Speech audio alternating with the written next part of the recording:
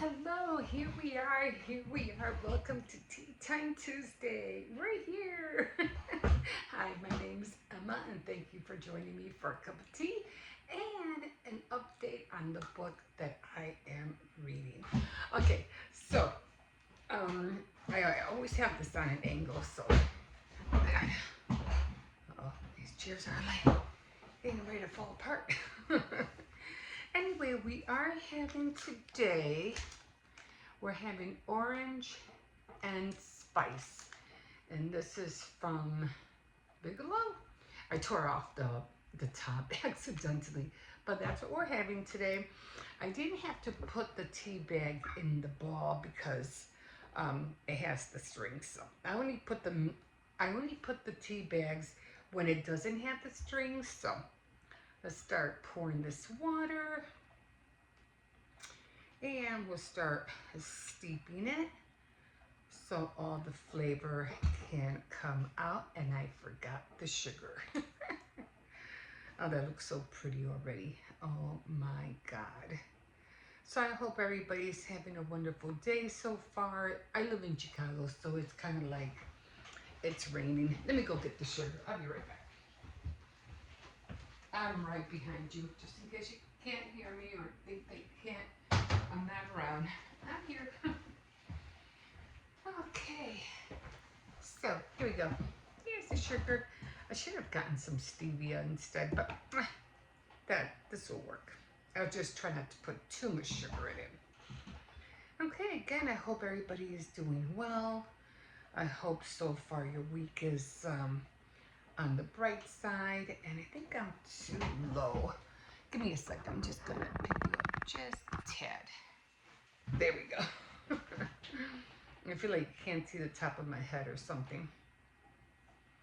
So, I'm reading quite a few books. I had gotten this poem book at the place where they have like those little libraries, and I found this big book.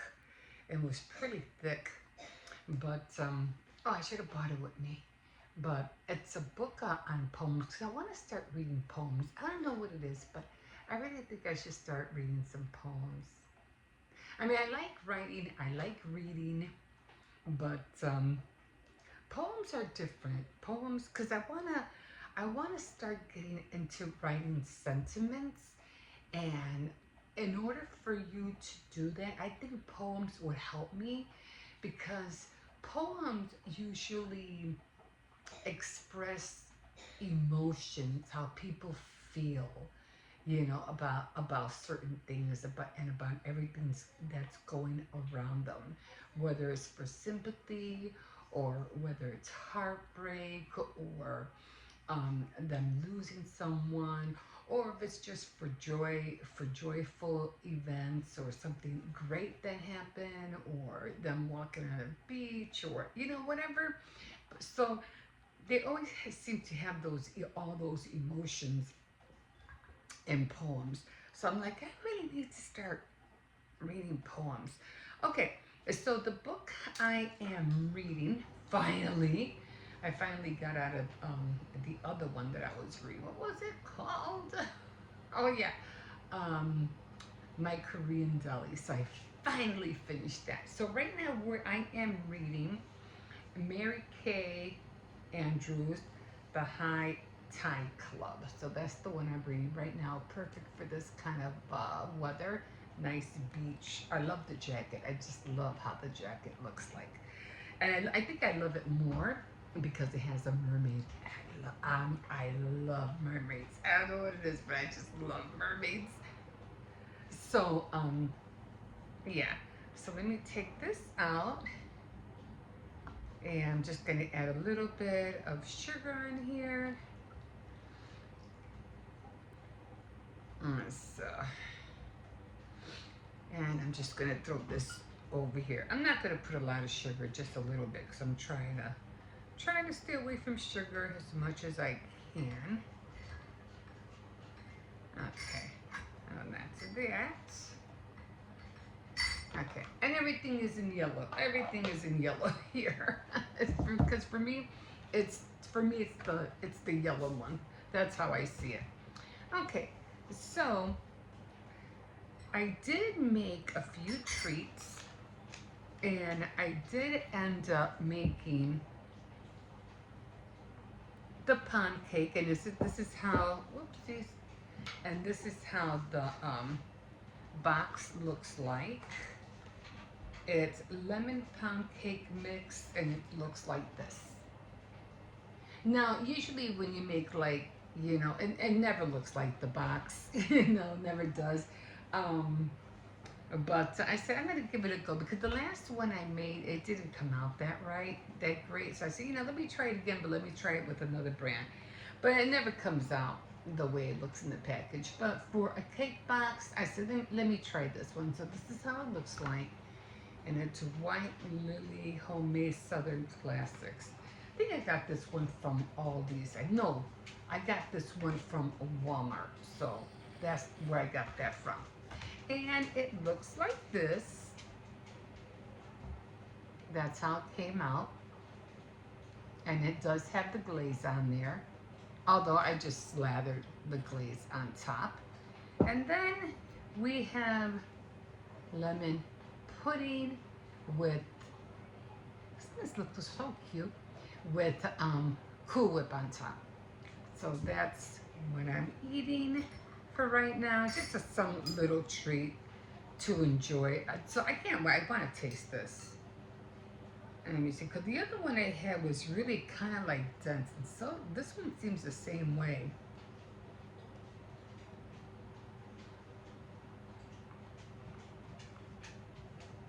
It's not as fluffy as it looks on the box. Oh, it does have that lemon flavor though.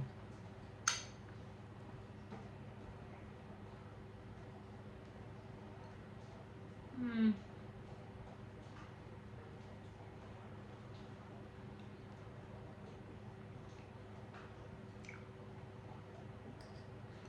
But it does, yeah, it tastes good.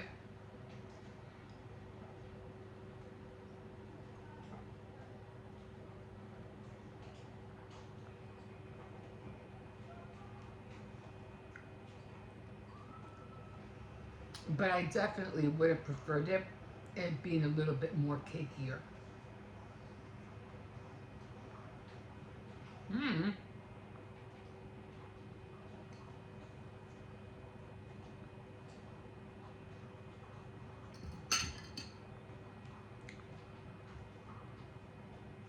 That is good.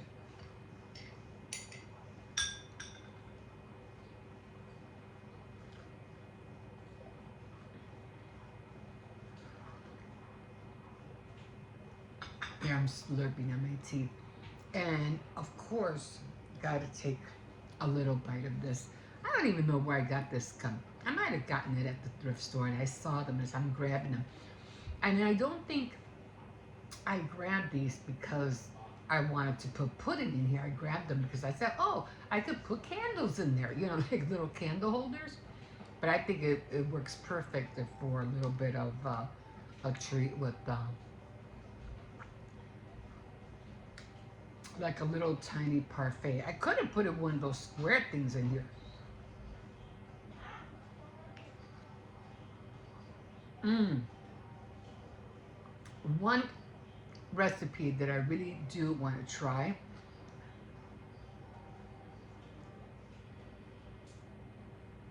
and that's banana pudding. Oh my God.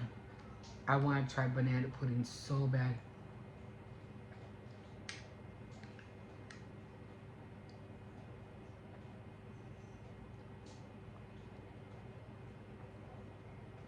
It's just such a great combination.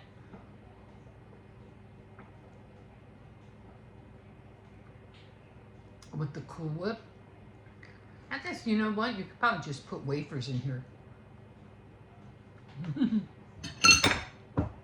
Okay. Now I'm going to leave those in here. And take another sip of this.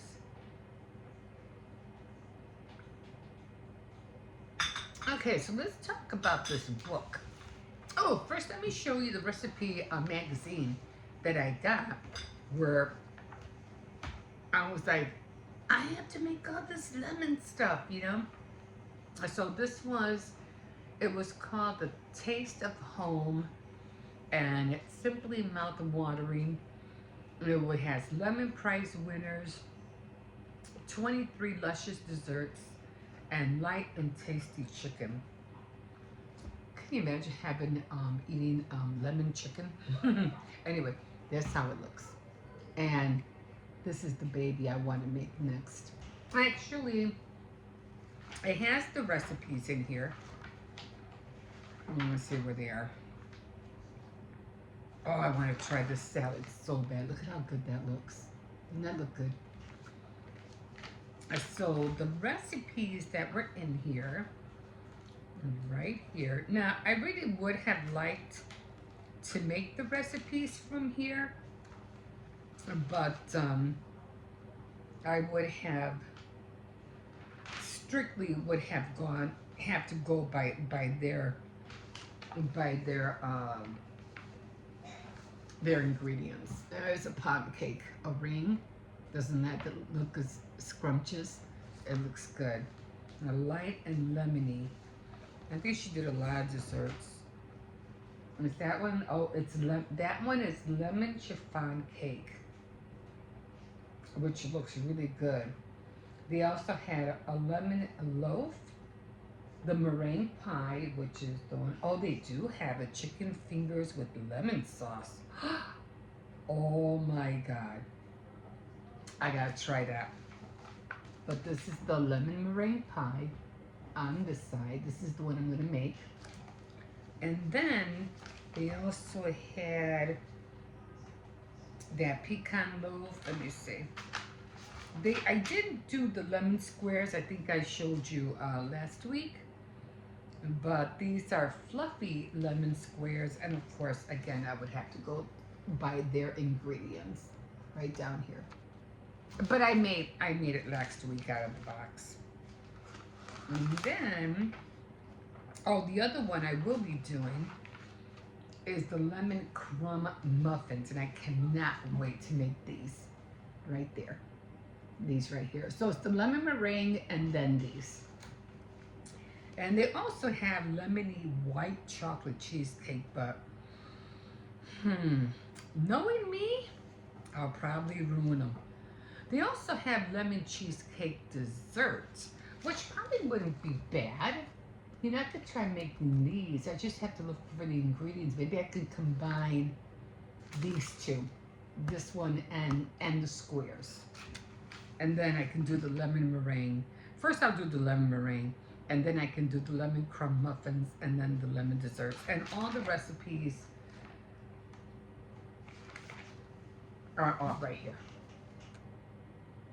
You have to go by what they have. Curried carrot soup. And they have creamy.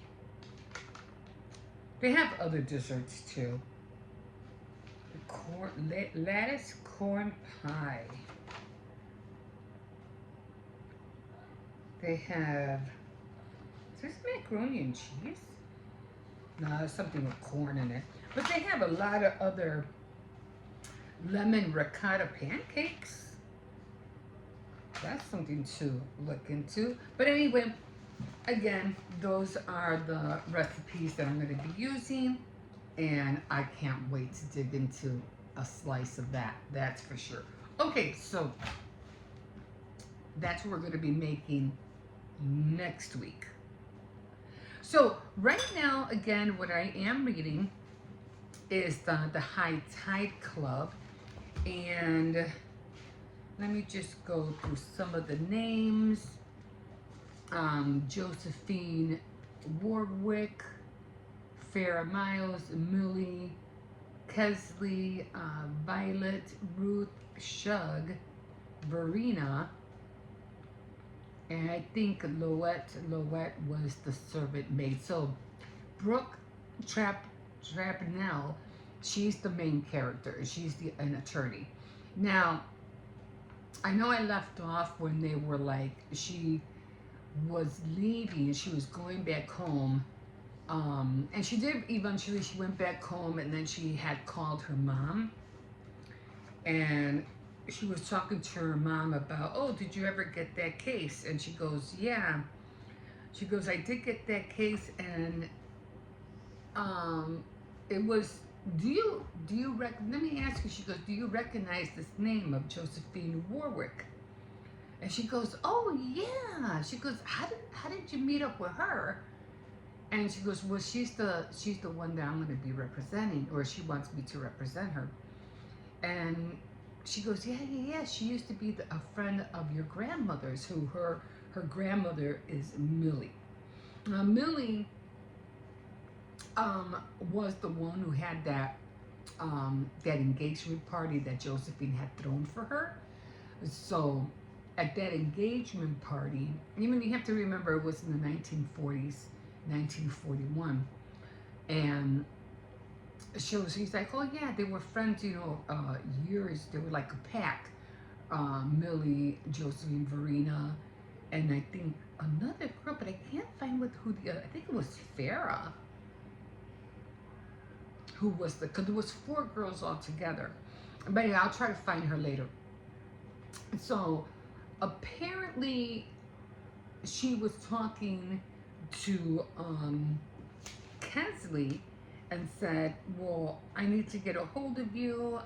Call me back when you can. I have some information that you might be interested in. I'm representing Josephine Warwick, and I just wanted to ask you some questions about your mom, about about somebody named Verena. She goes, oh, that's my aunt. And she goes, well, you want to know more about, well, what is all this about? I don't want to waste my time. I mean, what's going on? Why do you want to know about my aunt? And so forth like that. And she goes, well, if you're interested, let me know. It has to do about the place some kind of mansion that she has, or property, and she's trying to sell it. And it would be for her best interest to call to find out everything that it entails. So she goes, I'll think about it. So she did finally call Brooke, and she goes, okay, so what is all this about? And she goes, well, have you ever heard of somebody named Josephine Warwick? And she goes, oh yeah, my aunt used to be her friend. They used to be friends. And she goes, she's trying to sell her property, but she wants to make certain amends with her old friends that she had, like, what do you call it, friendships with. And she goes, well, when I went over there, I tried to get the rights to a part of the property, but she flat out said no. She said no, and she also said, oh, your Verena was the one that put you up to this, right, to ask you for the property. And she goes, yes, she did. And she, just flat out, like, said no. But then later on, Verena comes back, and she finally came. Kesley finally came to me. She goes, well, if you come over here, I would like to talk to you about it. She goes, okay. So she finally meets, and she brought Verena with her. And she goes, okay, so I'm here. What is this all about? She goes, oh, this is my aunt, Verena. And Brooke was like, you're Verena? And she goes, yes. She goes, do you know somebody by the name of Josephine Warwick? She goes, yeah, we used to, be friends a lot, years ago. And she goes, well, she wants to see you. And she goes, is she still alive? And she goes, yes, she is, and she wants to see you. Do you think you can manage to go down to the property and see her? And she goes, yeah, because they're all old, and I think Ruth passed away. So it's only Verena, Farah, and Millie. So she goes, and then it went, it threw her back to 1941. And it's kind of hard when you're having the people, what do you call it, places when you're in the future than you're in the past. So I think uh, Verena was thinking about the time that she saw Millie arguing with Russell. Russell was the guy that Millie was supposed to be engaged with. And then I think it was, no, what was his name? Not Russell. What was his name? Oh, her name was Felicia. Was it Felicia? Oh, I forgot. Anyways, so Russell was the guy and she was gonna marry, and Guardian, Gardner, Gardner, Gardner was Josephine's brother. Now, when he went out there, because he saw Russell dragging Millie, and again they were on this engagement party, and Russell was really being kind of like nasty and mean to Millie, and so he saw Russell dragging her out into the yard, or whatever garden place or whatever, in back of the mansion, and or estate, whatever place they lived at. And Russell went back there and told him to stop it. She doesn't want to be with you, and they ended up having a fight. So behind the scenes, Verena was back there because they had um, wanted her to come to the party, and Verena was like, "No, I can't because I'm working." And she goes, "Well," she goes, because she was a servant. She was like a servant maid at that time. And she goes, "No, I can't. Miss Doris will beat me if she knows that I'm in this party. I can't." She goes, "Oh, don't worry about it. We'll take care of it." She goes, "But I don't have anything to wear. I don't have anything. I have my uniform on." She goes, "Well," Josephine took her upstairs, I guess, to her room, and got her a dress, a real pretty dress. And then another girl, I forgot, maybe it was Farah, gave her something as well. And then Millie gave her some kind of a pin that she had put on her dress. So I'm sorry, excuse me. So she had like this real expensive pin that Millie said, "Well, they were all giving you something. I want to give you something too." So then she went down there and she was watching everybody, and then Doris was like, "What are you doing here? Why are you here? Why aren't you in the kitchen helping to set up and to serve the guests?" And blah blah blah. And Josephine said, "No, she's just here just for a little bit. She's gonna go back and blah blah blah." So okay, so finally she did go back, and she was watching everybody dancing, listening to the music. She goes, "Well, I have to go back. I have to get back to work."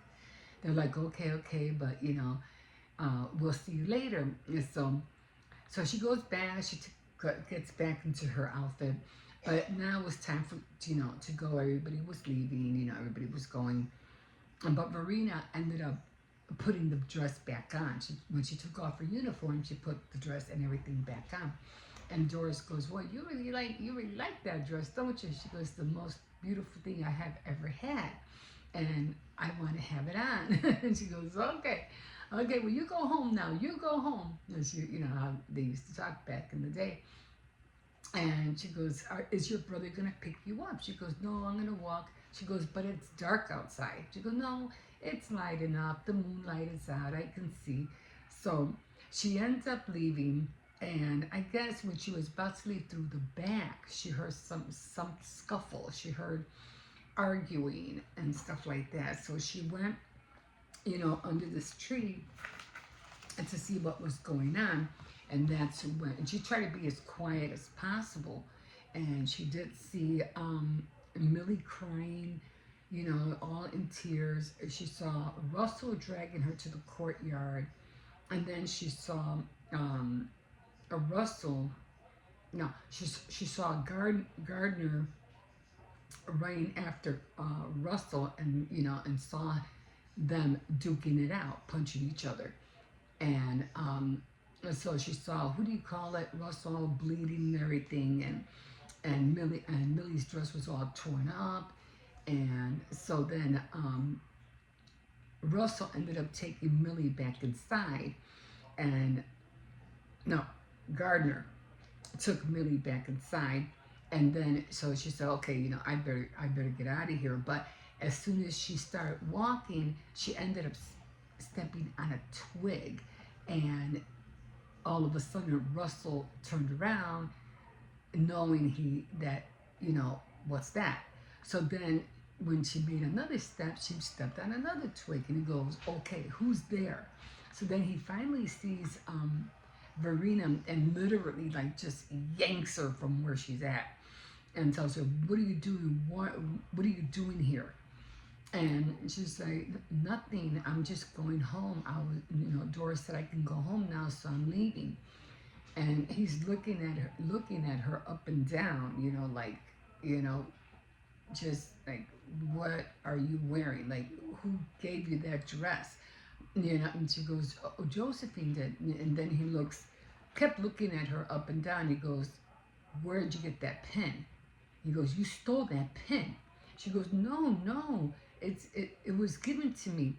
He goes, I recognize that pen. That's Millie's pen. You stole it from her room. No, I did not. Millie gave it to me. She gave it to me.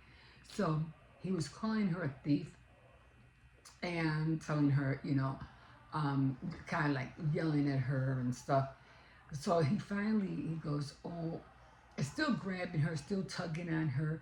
And then he finally says, well, get over here. We're going to have a party of our own. So that's where I left off. So I'm thinking either he he was flirting with her, but I got a feeling he raped her. That's what I'm thinking. I think that's what happened. And so that's where I'm at right now, but we'll see. I don't know if Kesley or Felicia, it's one of them two, is going to go and take Verena to go see Josephine. She probably will, but I got to figure out, because I'm already getting confused of who's, and if Farrah was the fourth girl, because it's four of them. Now I'm trying to think, okay, but who was the guy that they buried? Because evidently in the beginning of the book they buried somebody, and I think it was like a gold watch or something like that, some kind of watch. And they said, oh, we'll just leave it, we'll hide it, or something like up to that point. So again, I'm trying to figure out how did they come to, maybe, I don't know, I'm just speculating that maybe they found out that Russell raped Verena, and so did Millie, and she didn't want nothing to do with Russell, so somehow one way or another they all attacked them, they killed them, and then they try to get rid of the evidence, and then they were saying something about, oh, he won't be missed, he'll be gone, he won't be missed. So we'll see if anybody tried to look for him, anybody tried to find him or ask questions about him. So we'll see if in fact that was Russell that they killed, because evidently they killed somebody. I'm thinking most likely it was him. So that's where I am right now with the book. So I can't wait to read more of it. It's gonna be very interesting. So far, I'm just gonna push it down a little bit like this. So, okay. So far I've read this much, and I got all this to go. But I can't wait to do. Sometimes it's so weird because you feel like you get to know, if you read the book slowly, you kind of like, and you don't rush through it, you get to know the characters like real people, and they start sharing about everything that happened to them, and even though some of it is all made up, unlike my Korean deli, that wasn't made up, that was all true. I'm pretty sure he threw some things in there, but that's come out was like really sad when I found out that, what was his name? Irwin, somebody like that, died, because I didn't think he was gonna die. I was like, no way. He started crying. I was like, oh man. He didn't die. Darn it. but but that one was based on a true story. This is, I think, is pretty much uh, nonfiction. Nonfiction? Fiction? I always get confused with those. If fiction is real and nonfiction isn't, I always get confused with those two. But anyway, hope you like so far what you're hearing of the High Tide Club, and we'll see where it goes. Again, when it comes to, and I'm always trying to let you guys know, I know there's so many things happening around us, but just, when things just seem to be too much for us all around, just don't stress about whatever's happening. Just relax, have a cup of tea, read a book, and let life take care of itself. Let the world take care of itself. Okay, guys, I'm just going to finish this tea, and I think I'm going to make some burritos for lunch. I have ground beef, tortillas, and yeah, with some lettuce and tomato. And then I'll finish eating this. Okay, guys, thank you again for joining me for Tea Time Tuesday. You can always like, subscribe, definitely comment, and if you wish. And we'll see you next time. Bye.